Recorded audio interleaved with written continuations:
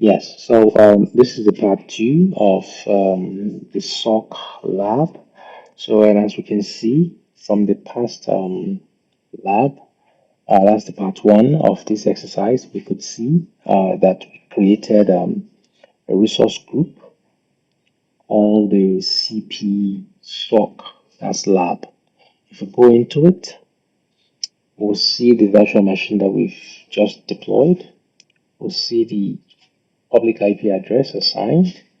We can see the network security group address, and this here is a network interface, and here also is the disk created in the cloud, and this is the VNet SOC lab, that's the virtual network um, connection. So as we can see, these are all intact, and right now we are going to go into the network security group to open the inbound ports up so that we can test. This is the sole purpose why we actually want to do this exercise. So let's go in there and make some reconfiguration.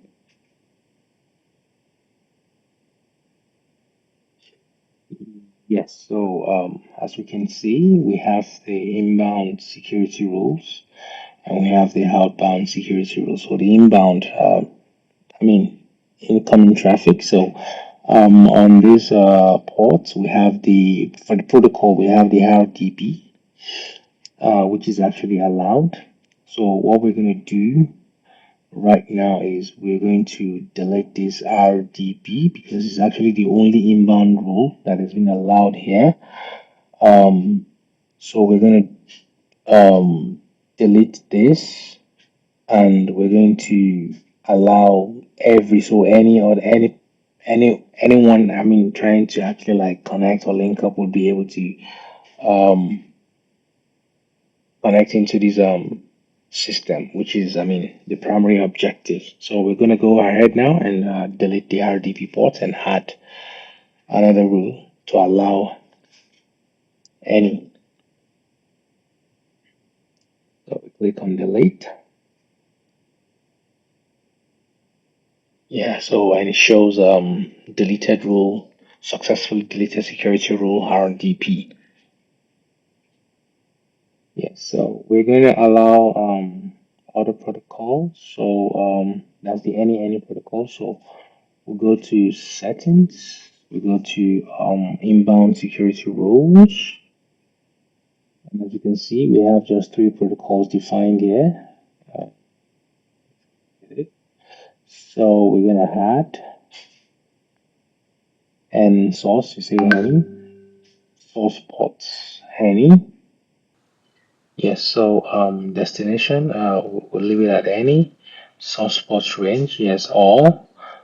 Service, we leave it as custom. And the destination port, we do all. And protocol, we do or any also. Action any. Then yes, this priority, we're gonna leave it at 100 because it states that the higher, the priority number, or the higher the priority number, the slower your rules, the security rules gets applied. So, and looking at this, we have just three security rules defined, and of higher number priority, which is 65,000, 65,001, and 65,500. So we'll leave it at 100 so that sooner it can actually be applied. So we'll leave this at this. And yes, for name, we'll put it as a danger. That's danger zone. So danger zone allow custom any inbound. This is actually on purpose so as to make the virtual machine quite appealing and enticing. So much like honeypots. That's why we're actually allowing that, so anybody can actually come and just connect. And as you can see, everything is, I mean, It says the S that's a SQL DB port 11433 is exposed to the internet, even the 1521, 3306, and 5432. So we are going to hard and it's creating security rule. Now, yeah, it's successfully created security rule. Danger zone, allow custom any so you can see the priority of 100, name is danger zone. The rule, if you see port any, protocol any, source any, destination any, and also the action is to allow. So let's go on. So the next thing we're going to do right now is to log in into the virtual machine and disable the Windows internal firewall. That's the next thing we're going to do right now. So we're connecting to the virtual machine. Click on the virtual machine. And you have this. So you click on this. And yeah, you see all the um, configuration. So what we are targeting right now is we go straight to the public IP address. You can see the IP address. So you copy the IP address. Once copied, if you are on a Windows operating system or with Windows laptop, so there's something called that the remote desktop connection. So you call this up. Once you call this up, you put the IP address, which is the 2063.21.167 that we copy to our clipboard. You come in here and place it. So once you paste that, you click on connect. Yeah, so once you call this up, you populate it with an IP address that we copied from the primary unique public IP. So you paste it here. Then you say show more options. And if you remember when we are creating the virtual machines, we created a username and a password, if you can still remember. So what we used the other time is Cyborg, and you say connect. So once you click on connect, it's going to prompt you for your password. So we're going to supply the password,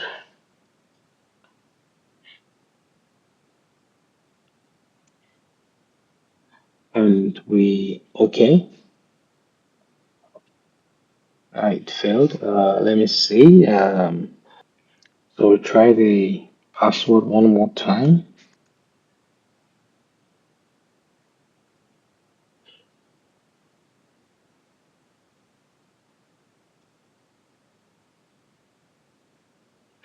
And we say okay. Yeah, so it's trying to connect. So you say yes and yes. This is our Windows. Yeah. So it says welcome. So this is a remote desktop connection. I'm sure this shows as actually like a success. So we're able to actually log in. So I'm going to accept terms and condition. So as you can see, it says you want to allow PCs to be discoverable by other PCs. And anyway, this doesn't matter right now. You can say yes or no. So I just say yes. And yeah, I would continue. I mean, this is, as you can see, this is a remote desktop. If you look at it very carefully, this is the remote. That's the public IP address. And as you can see, this is, a fresh system. If you look at it critically, oh yes, there is one more thing I'd like to show you. So I'm going to minimize this RDP quickly. So should in case, let's say you forget your you forgot password. So it's like the way we tried to actually attempt logging in and failed the last time. If you can't remember your password, so you just scroll down. That's you being on the virtual machine area. So you come all the way down, you click on help. Click on help. Once you expand that, you come to reset password. Once you come to reset password, you can see you can just put a new password and a username, then you just update.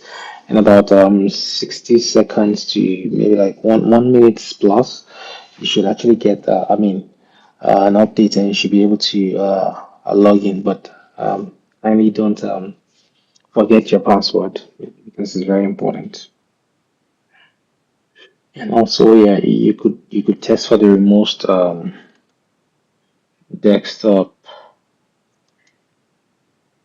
connection right here as well, and you can see. So it's just the same way. So if you have like, let's say like another virtual machine that you want to remote into, it's just to type the IP address, or you place the IP address in here, and you show options. You supply the username, and you just hit connect, and you go in there. If I should supply this, that means I'll be telnetting. That means I'll be trying to like remote into the connection I have already remote into. So this is of no use right now. So we're just gonna close this or minimize it. Um, yeah. So let's turn up the Windows firewall. Um, say mf.msc, or we could just say Windows Defender firewall.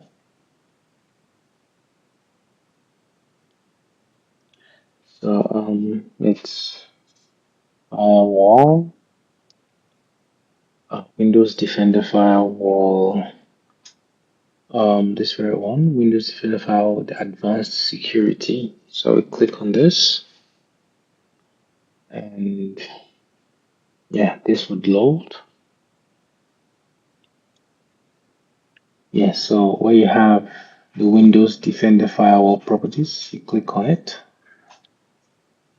And for each tab, domain profile, private profile, public profile, we turn it off. So for domain profile, we come to the state, say off, come to private,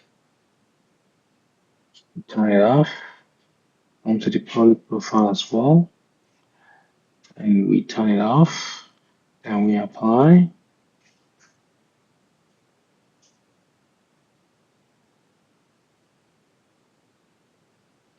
and we say okay.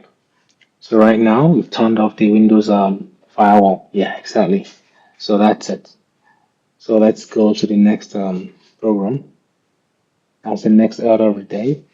The next order of the day is trying to ping a virtual machine from our other computer. So if we're actually able to do that, it means that the honeypot is on. It means that external people can also connect to our device. So let's go ahead and just do that. So I think we're just going to minimize this. So like I was saying, so we're going to ping this IP address. We'll ping it from another computer just to be very sure that we can actually reach this virtual machine. If you're able to reach it, then definitely we're actually on the right track. So let me call up another machine. So this is Kali. Kali is another.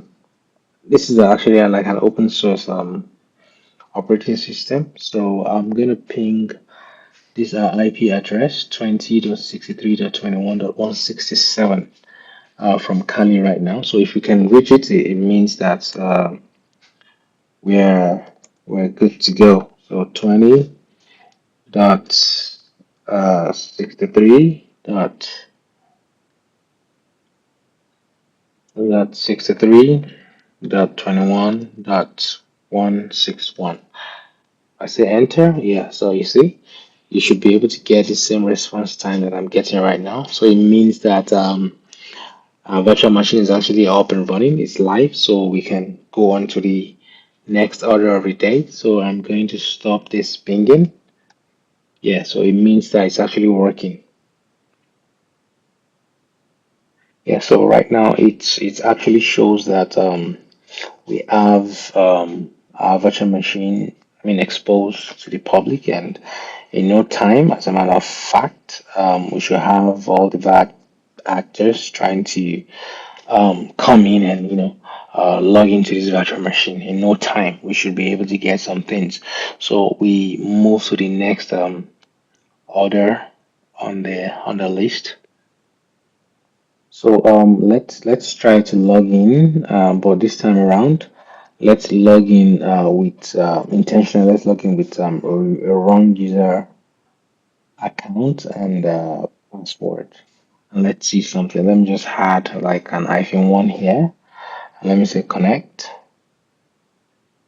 So let's put a password, just a random password. We say okay. Let's do it one more time and say okay. And we do it another time. That's 3 times now. Okay, great. So and then let's now try to log in using the right details. So gonna cancel this. So I'm gonna put in the right user ID as a username, connect, and I'll use the right password.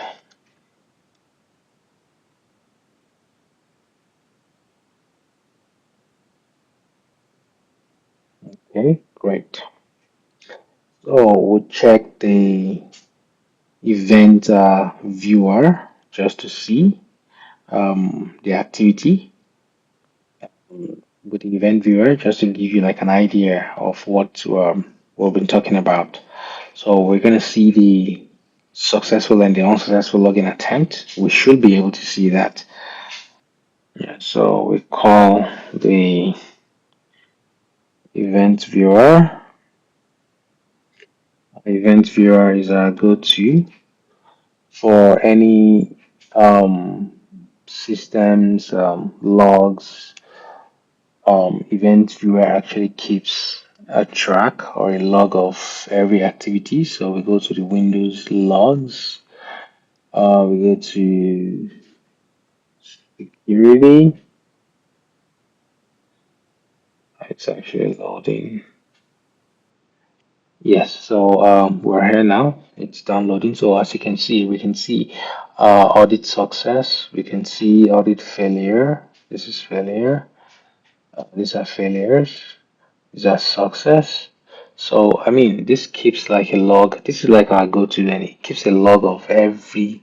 I mean, all of the events that actually happens within the Windows environment. You can see it's really a lot. I mean, ever since we created this virtual machine, you can see different audit failure, like audit failure. And as you can see also there, I mean, there is the keywords which date and time, the source, and event ID. So we're gonna watch this event ID as it corresponds with the success and I mean the failure and the tax category, whether log on or special logon and all that. So we're gonna check. Yeah, and also like if we look critically well, let's check this first audit failure. We tried 3 times and we tried with non-existent username and also a wrong password. So if you click on that, see, it shows you the account name, which is cyborg-1, if you remember what we used, and the login time, the timestamp was there. The event ID that is actually associated with some audit failure is 4625. And if you can see, keywords, it says audit failure. So at the end of the day, if you look at it, this is 1. And if that is like login time, you see, 3 times. It keeps like a score or a count of it 3 times. And if you look at it, also see 2, 3. This was the second one. Well, this was the third one that we used. So about this, at the end of the day. So the essence of this is for us to be able to transfer all of these events, whatever events we actually get from this Windows and environment, which is a virtual machine, any logon that we get from anywhere in the world, any bad actors that actually tries to log in, whether failure or a success login attempt, we're gonna have everything transferred into our SIM, which is the Azure environment, and we'll be able to like plot some maps or graphs, and you'll be able to see where people are actually logging in from.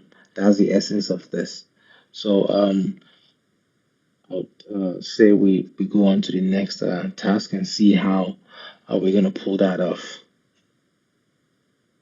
Yeah, and if we look closely also, from the part one of this lab, we created the virtual machine before we actually ventured into this part two.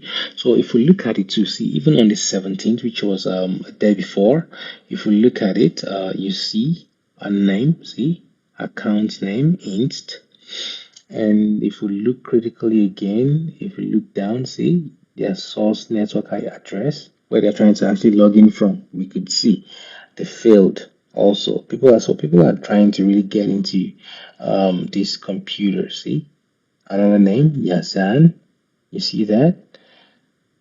And if you look at it, see, look at the IP address. They're trying to get into the system because it's actually, I mean, it's a honeypot. So this is just to tell you, see, Ashish. This is just to tell you that we have our honeypot, and we should be able to transfer all of these actually into the SIM. That's the Azure environment where we can actually plot, and it will give us like a graph of where, I mean, demographs where everybody's actually trying to log in from, their name, their IP address. It would give us everything. This is really beautiful, and I'd like for you to see they're trying different usernames, and their source network IP address is being given.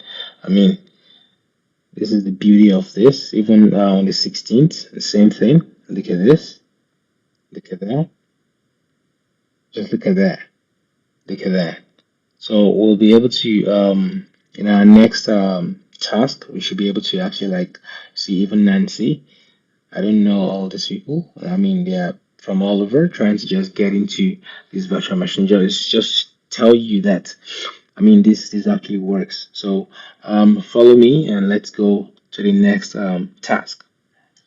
So what next on the menu now is we're going to configure a log repo, which is a log repository, and then we forward VM logs, which is the virtual machine logs, into it. So I'll say follow me along. So we're gonna close this and minimize it. So I should just close. Okay, let me just minimize it, and we come back into the Azure environment to configure that. So if you really are enjoying this videos, I'd like to thank you for watching, and kindly like and subscribe to this YouTube channel, and watch out for more videos. And if there is anything or anything else you actually want me to talk about, you can actually like give some comments. Whatever video you actually want me to make, I'll definitely be willing to go all the way. Yeah, and thank you. Please follow and subscribe. Thank you.